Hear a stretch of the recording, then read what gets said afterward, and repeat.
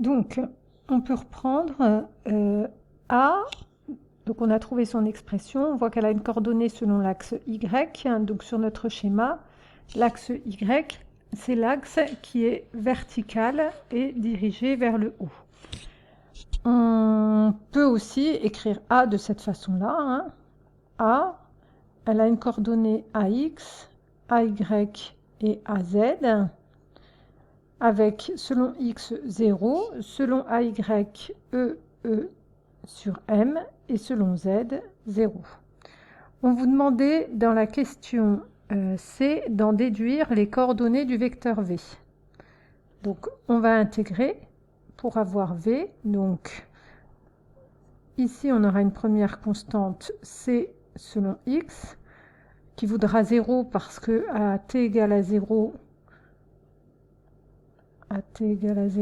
on peut donner les coordonnées de V. Hein. V 0 selon X c'est 0. Elle a simplement une vitesse elle arrive horizontale, on l'avait dit tout à l'heure, avec la vitesse VA au point de départ. Donc elle a seulement une vitesse selon VZ. Donc ici c'est VA.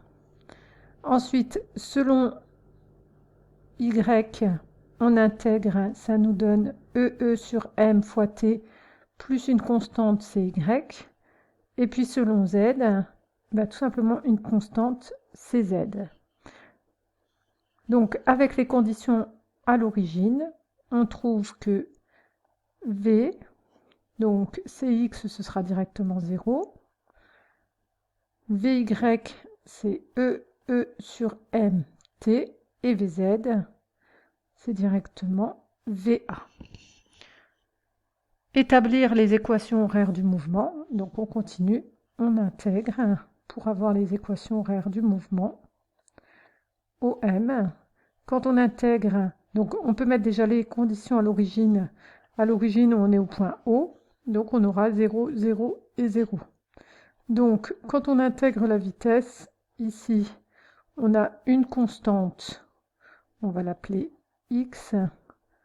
Quand on intègre, excusez-moi, quand on intègre 0, ça va nous donner tout simplement une constante. Donc on peut l'appeler x0. Ensuite, E sur M de t au carré, plus une constante.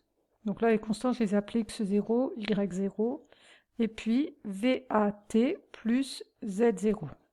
On va trouver ces constantes-là. Alors, à t égale 0, on voit que x0 va être égal à 0. Donc, à t égale à 0, on a 0, donc directement EE sur 2m t au carré. Et la dernière, VAT. On vous demandait enfin d'en déduire l'expression de la trajectoire.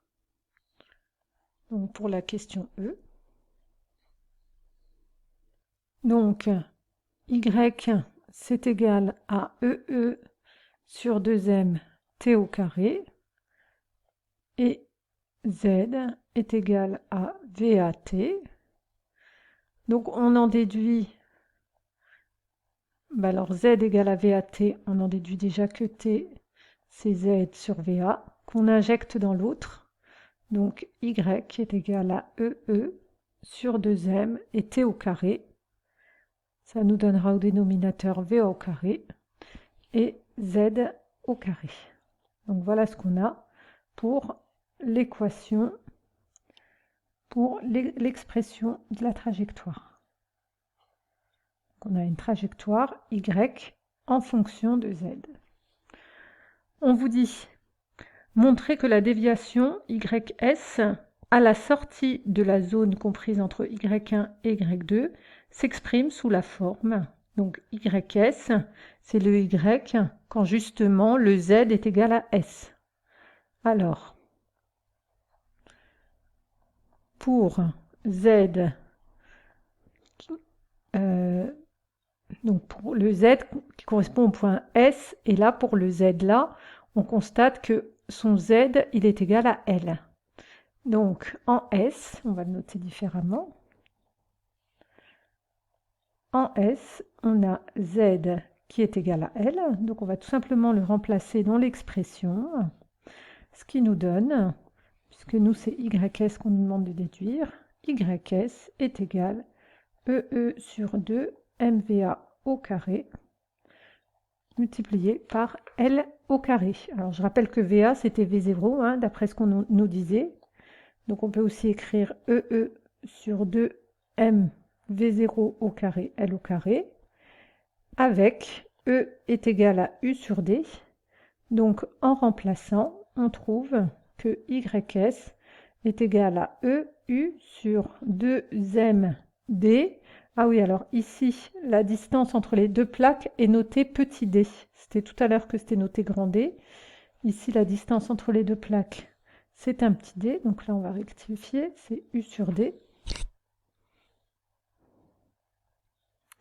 Donc D, VA au carré et L au carré. Et donc, il fallait montrer que on retombait bien sur cette expression, c'est-à-dire de la forme Y est égal à K fois U. Effectivement, c'est K fois U avec K est égal, donc on va laisser juste le U, E, L au carré sur 2 MD,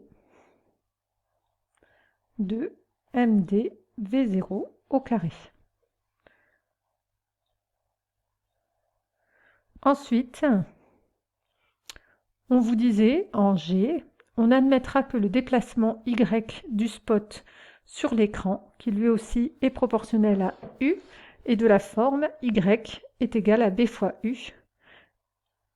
L'impact d'un électron sur l'écran produisant un point lumineux, expliquer l'intérêt d'un tel dispositif. On voit bien que le Y, cette fois, il est proportionnel donc à la tension U. Ça va être exactement le rôle de l'oscilloscope qui a pour objectif d'avoir un point, donc le spot, qui varie lorsque on va régler la tension et qu'on fait varier la tension. Donc quand on fait varier la tension U, la position Y du spot varie proportionnellement.